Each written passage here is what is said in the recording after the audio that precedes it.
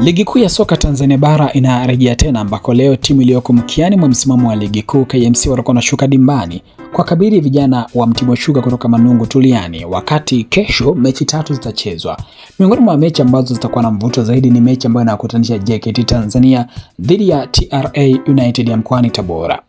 Kocha mkuu wa TRA United ya mkoani Tabora, Etienne Ndayiragije, ambaye hii itakuwa ni mechi yake ya pili kuisimamia timu hiyo baada ya ushindi wa mechi dhidi ya Tanzania Prisons waliokuwa nyumbani, amesema wako tayari na anaamini JKT ni miongoni mwa timu ngumu katika ligi kuu Tanzania bara.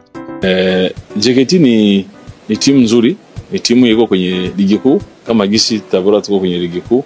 Kwa hiyo tumejiandaa tukijua kama itakuwepo.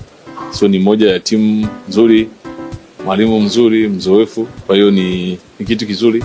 Nina imani kuwa itakuwa burudani nzuri kwa wenye wanapenda mpira. Lakini pia approach ya game, ukiandaa Prison siwezi kuiandaa the same kama naandaa JKT. Kwa upande wake kocha mkuu wa JKT Tanzania, Coach Ahmad Ali, anasema kwamba kikosi chake amekiandaa na kipo tayari kwa ajili ya mchezo huo, huku akisisitiza kwamba wanakwenda kucheza na moja kati ya timu imara na ngumu zaidi, lakini akisema wachezaji wake wote wako tayari kwa ajili ya mchezo huo, isipokuwa atasubiri taarifa tu ya daktari kama kutakuwa na wale ambao wanaweza kukosa mchezo hapo kesho.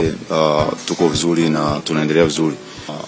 Na timu ngumu, na timu bora, imekuwa na new staff, new coach, mzee wangu Etienne, ni big coach kwenye Afrika na kwetu hapa Tanzania, jinsi ambacho alifanya season zilizokuisha huko nyuma. So ni mechi mojawapo ni muhimu, ni mechi mojawapo ya history kwenye maisha, kuona namna gani ambavyo unakutana na mlezi ambaye ulikuwa naye kwenye coaching. So kwa upande wa uwanjani, I think itakuwa ni mechi ya more tactics sana, more tactics, kwa sababu naelewa kocha namna jinsi ambavyo ana apply timu yake jinsi kucheza kwenye hizo off possession na in possession, jinsi ambavyo itakuwa. So tumejaribu kuangalia kwenye hizo department mbili kuona nini ambacho tunatakiwa kuwa bora kwa nyakati hizo. Tabora United chini ya Etienne Ndayiragije na JKT Tanzania chini ya Ahmad Ali ni mechi ambayo inasubiriwa kwa hamu zaidi na mashabiki wengi kushuhudia ufundi wa makocha hao